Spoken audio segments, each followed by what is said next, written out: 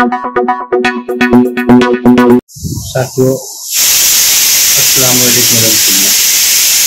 मैं उम्मीद करता हूँ आप लोग बखैर होंगे और मेरा आज आने का मकसद ये है आपके बीच कि आने वाला 2 अक्टूबर को जाजपुर के संस्कृति भवन में एक भारतीय विद्यार्थी मोर्चा का इज्तिमा होने जा रहा है।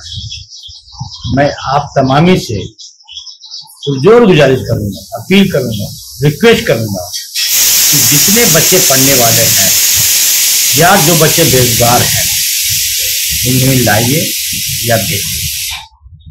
आज भारत में बेरोजगारी बढ़ रही है, कौन बोलेगा इसको? इसलिए अपने बच्चों को मुस्तकबिल बनाने के लिए आपको आना चाहिए। मैं उम्मीद करता हूँ आप जरूर आएंगे। अस्सलाम वालेकुम वरहमतुल्लाहि वबरकातुहू। जय बंदे मातरम।